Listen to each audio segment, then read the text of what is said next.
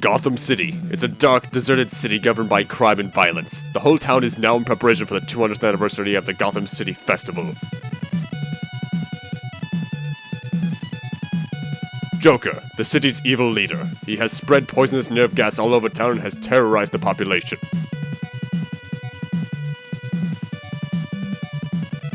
Vicky Vale, a shrewd photojournalist tracking the poison gas mystery, is endangered many times but rescued each time by a mysterious black figure who is, in fact, Batman. While fighting against Joker, recalls him as the murderer of his parents many years ago. Batman, with full force, will wage his last fight against the Joker to eliminate the worldly evil and avenge his parents' death. And can we get someone to stop that flashing, please?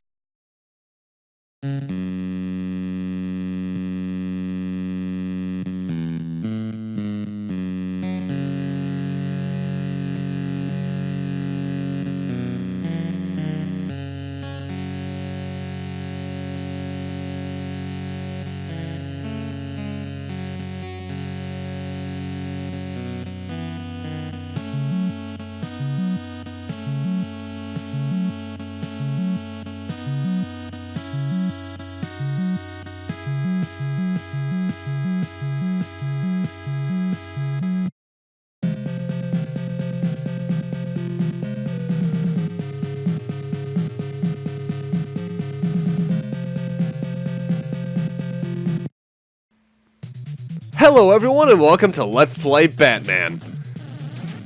And we're gonna start right on in. The game controls fairly simply. A is jump, there's a slight delay to it. B punches, and start cycles through your 3 bat weapons. You got your batarangs, your missile gun, and some weird triple batarang thing. I'm not entirely sure about what it is.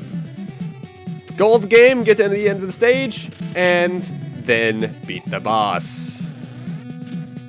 Based off the, actually, this is based off the 1989 movie of the same name, which is obviously based off the long-running comic series, which is actually to this day still probably my favorite Batman movie.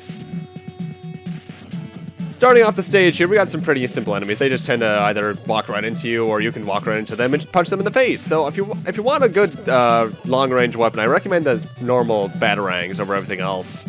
Because while they follow a batarang arc and they still cost ammo, which you can check how much ammo you have by pressing start, which is how you cycle through your weapons. Pausing is mapped to select in this game. The batarang is probably my favorite sub-weapon, because while it travels in that arc, it can do multiple hits at once. I think the most I can do is like 3 or 4. I'm not entirely sure about that. In terms of what the enemies are dropping, they drop missiles, which are 10 ammo. Yet again, you can check that just by pressing start at any point in time. They drop the Bs, which I only learned like last night were points. They are each are like 1,000 points. You can check that by pausing the game. And they can also drop hearts, which replenish your HP. Obviously, we have a total of 8 hit points up there in the top. Other than that, we die. Thankfully, though, this game follows, in terms of live logic, Castlevania 1. You have limited lives per continue, but you have infinite continues. And 9 times out of 10, it'll start you at the section you died off at after a game over. So if I like game over tier, I'd start in this section, not the first section of the level. And I like that. I like things like that a lot. It's the reason why I go back to Castlevania 1 so often, is because it's not entirely punishing. It's a bit more punishing than this, actually. Now here we got some rocket goons. My recommended way to taking them out is either just punch them in the kneecaps when they're very close to you, or just throw batarangs in the face. Another viable option is to die. And yes, you weren't seeing that wrong. The deaths are shaped like bats. I don't know how he exploded in a bat shape, but it's Batman. He can do it. Actually, thinking about it, this is actually the first superhero game I think I'm covering for the channel. Huh. You'd think that would have been TMNT 4. Anyway, this ninja enemy only ever appears here, and you can really cheese him if you use the batarangs, because seriously, the batarangs are honestly kind of broken. And they also cost the least, too. Anyway, first boss is Killer Moth. He likes to fly up and down throughout the corners and either charge right at you, which you can make him stop doing just by throwing a batarang in his face, or he'll fire some projectiles. He's pretty easy. Anyway, as I was saying, each of the sub-weapons actually does cost different amounts of ammo. The batarangs cost 1, the missile gun costs 2, and the weird third one costs 3. So if you want your highest DPS, batarangs are the way to go.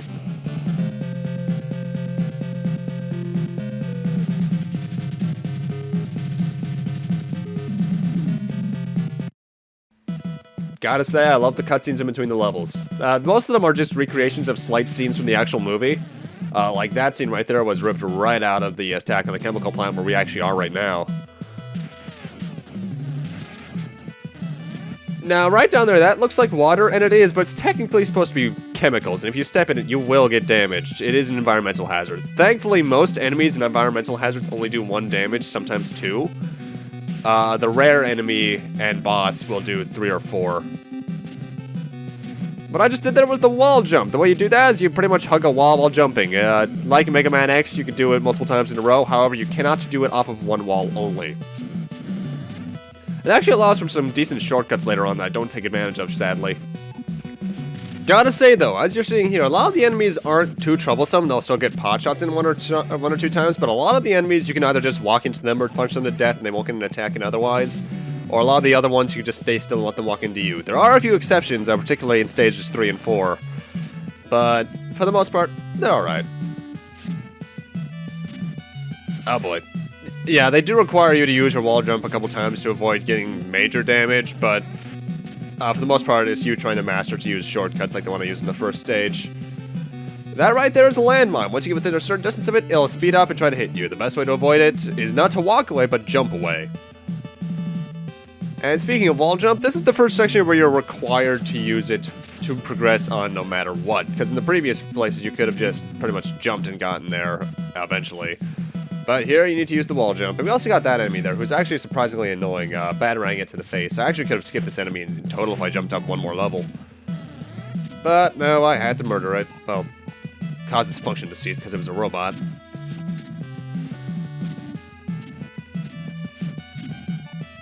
Honestly, I do have to wonder what half these enemies have to do with anything, because I'll tell you this for a fact. This movie is based on Batman, like Hook was based off the movie. Well, like Hook SNES was based off the movie. There are extreme liberties taken. Because, as you saw, the first boss was Killer Moth, a minor Batman villain who had nothing to do with the movie. Same with bosses 3 through 4. In fact, the only boss who has anything to do with the movie is the final boss, who I wonder who it could be based off the plot. Speaking of which, what was with the flashing, the intro cutscene? I know that's in the NES version, even not just an emulated version, because I have the game, but what is with that choice? Maybe it's because they couldn't get the right amount of scrolling or parallax without having to make it flash with this text? I don't know. Also, in case it's not obvious, this is actually the next game I am reviewing for school. It was actually originally going to be Adventures of Lolo, but I decided against that because I hadn't played this game in forever. It's almost done, too. All I have to do left are the, what's it called? Sound sections and sections about the company and the game's origins itself. And I may have stayed up all night just to, well, not all night, until like 3 in the morning just to do that. Schoolwork. It's actually fun for once. I do have to admit, though, I'm glad Batman's punches are as fast as they are, because if they also suffered a delay, that'd be kind of stupid. And I can tell why the jump does suffer delay, too, because Batman is still human. Otherwise, he would be able to jump that high normally, but no, he has to put his full force behind it. That's why he curls up on his knees before jumping. And the punches are just basic martial arts. The gears around here are like the water earlier, the chemicals, whatever. They hurt. I actually could have done a shortcut to get onto that conveyor belt, but oh well. I will say, in fact, in general, I think only stages 1, 2, and the final stage are actually right from the movie. I don't recall stages 3 and 4 being in the movie at all, unless one of them is supposed to be the Bat Cave, which I highly doubt.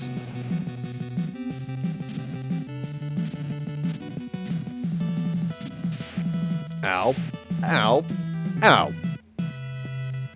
And that's a game over. But as I said before, when you game over, you just start at the beginning of the previous section.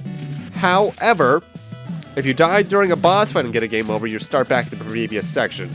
So if I died to the upcoming boss, I would start the beginning of this section again if I got a game over. With one exception. I'll get to that later.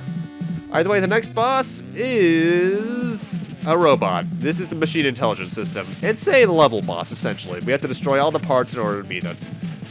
First part of the two little guns down here, I use boomerangs to take it out generally. Next part is the bloop thing on the top left of the screen. I use the missile gun to take that out fairly easily, so I can just avoid that, what's it called? Conveyor belt and the weapons shooting down upon my face. And then the third part comes out once you destroy the other two. Honestly, this boss is more annoying than anything, and only really gets annoying once you unlock the third part to the right there. And what we do for this phase is that it shoots you with a spread shot, essentially, but what you have to do is that it's immune to tools. You have to go up to its face and punch it to death while jumping. It goes down fairly quickly past that. And that's the end of stage 2. Have you ever danced with the devil in the pale moonlight? My Joker impression is terrible, and I know that's because I based everything off the Mark Hamill one, and even then, I can't quite do a good Mark Hamill. Anyway, now we got these guys. I hate these guys. This is one of the few enemies that are fully annoying. They still only do, I think, 1 damage, but they jump around a lot, and thus are actually kind of hard to dodge. They take a good amount of damage, too. Now, here in this water filtration plant, which I may have been in the movie, I can't quite recall. It's been about a year since I last watched it. The water seems to have a current, but it actually doesn't. However, the little filtration fans do hurt you, so watch out for that. I'm honestly still trying to recall if this was in the movie. Actually, I suppose it... was it? The chemical factory was. I know for a fact that's where Jack Napier became Joker. The streets were because that's technically where the movie starts. Where's this stage and then it all? I can't recall. I may need to watch it tonight. And by the way, I'll tell you for a fact, this is a pretty short playthrough. It's about as long in terms of parts as Kirby's Dream Land 1, which was 2 parts. Though I still have yet to edit the second part, and it's 40 minutes long unedited because of deaths everywhere. Well, that and having to backtrack through an entire stage because I died at a boss fight. And yes, that is the real death count so far.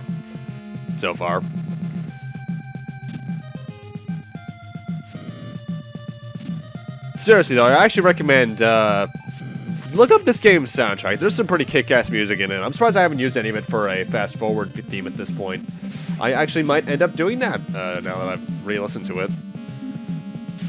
Really makes you feel like you're actually playing a superhero trying to save the city from not dying. Or, wait, from dying. Yeah, from not dying means you're trying to kill them. Meaning we are, the Joker the entire time.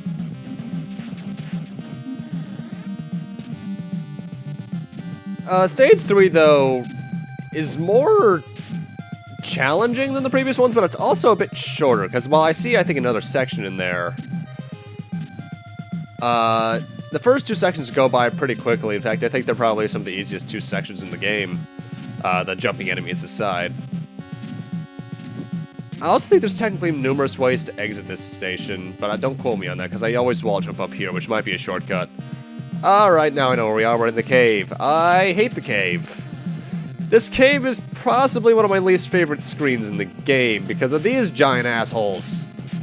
They take like 3-4 boomerangs with the multiple hits to kill, and well, first off, they only shoot when they start moving in an opposite direction.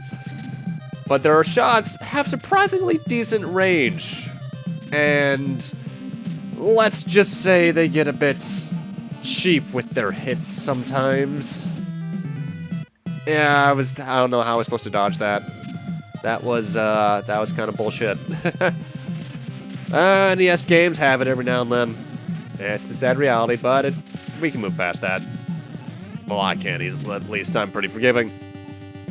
Oh yeah, that's entirely fair. Yeah, you have to take on that landmine with the boomerang, otherwise you're likely to get hit. Like I've said before to friends, this game is great, but it's also extremely difficult. Thankfully, it's more of a war of attrition kind of game, because you will beat it eventually. And admittedly, Batman, I will admit, I think I said this earlier, he controls like a dream, but there are times when he gets a bit unresponsive after getting hits. Especially when you get hit in midair, because his wall jumps get delayed. But, I can forgive that. Though I do wonder how impressive his muscles are if he's able to wall jump like this over and over again. Mega Man X can do it easily because, well, he's a robot. Well, technically, Reploids and robots are different, but you know what I mean. He is an artificial being. And yet he's the most human character in the X series. Technically speaking, Zero was as well, but he was also a Robot Master technically until X2 onwards. And here we are at the boss. The boss here is Electrocutioner, another minor Batman villain who had nothing to do with the movie. However, he's a really difficult boss because he jumps all over the place and fires that stuff, but here's a bit of an exploit. Jump up there, hit him the one time, and as long as you hit him as long as he's on the ground on that side, he'll never jump back over here. Yeah. He's pretty easy if you do this. If you don't, he can be pretty tough, but I guess the Electrocutioner just has bad luck with being very easy in games.